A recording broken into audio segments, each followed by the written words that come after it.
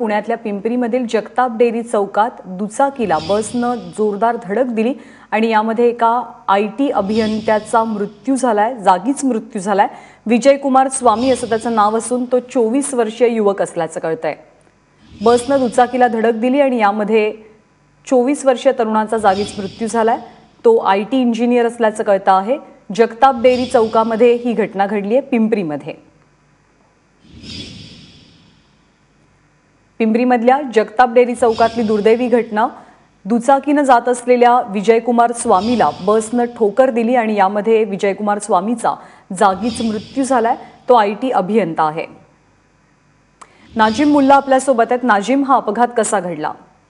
नंदा सकाळी साधारण 9च्या दरम्यान विजयकुमार स्वामी जो हा तरुण आहे, IT अभियंता आहे, तो कामावरती निघाला असताना एक PMPML ची बस जी आहे ती या ठिकाणी भरधाव वेगात येत होती आणि त्या ठिकाणी तिला समोरासमोर ठोकर बसली आणि तिचा जागीच या ठिकाणी मृत्यू झालेला आहे।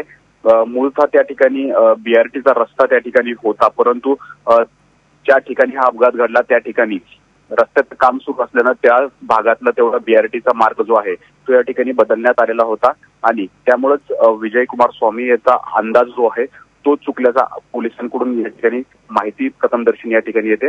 परंतु आता पोलीस ज्यावेळेला तपास करतील त्यामध्ये नेमकी कुणाची चूक आहे हे समोर येणार आहे आणि त्यानंतरच नेमका कुणावरती गुन्हा दाखल होतो हे देखील पाहणं महत्त्वाचं राहणार आहे।